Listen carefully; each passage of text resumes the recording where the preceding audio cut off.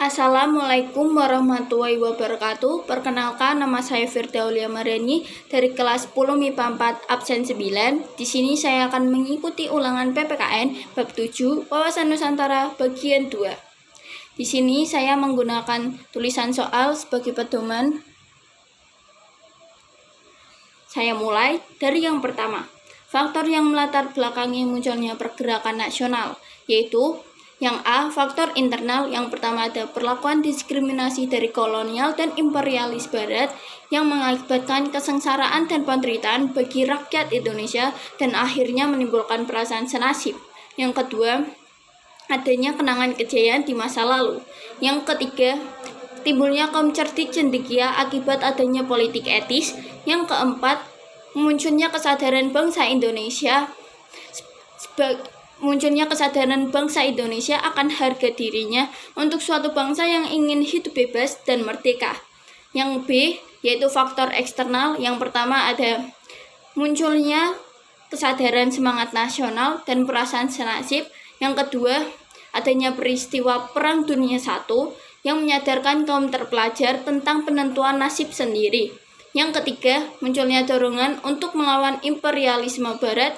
Yang keempat, lahirnya nasionalisme di Asia dan Afrika yang tentunya menginspirasi kaum terpelajar di Indonesia bahwa melawan imperialisme dapat melalui organisasi modern. Yang kelima, yaitu kemenangan Jepang atas Rusia yang menyadarkan bangsa Asia akan kemampuannya dapat mengalahkan bangsa Eropa. Yang kedua, apa yang dimaksud dengan kesadaran bela negara? Yaitu upaya untuk mempertahankan negara dari segala bentuk ancaman yang dapat mengganggu kelangsungan hidup bermasyarakat, berbangsa, dan bernegara atas rasa cinta tanah airnya. Yang ketiga, mengapa kita harus membela negara kesatuan RI? Karena menurut sejarah, Indonesia telah dijajah oleh bangsa Belanda dan Jepang sekitar 350 tahun. Maka dari itu bangsa Indonesia rela berkorban, bertumpah darah, berperang melawan penjajah demi mendapatkan kemerdekaan.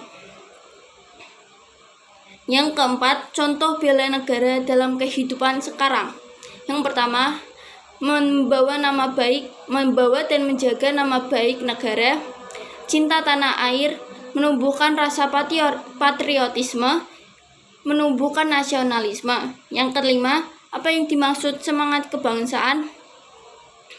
Yaitu semangat seseorang untuk membela bangsa dan negara dari gangguan yang dapat berasal dari dalam maupun luar negeri.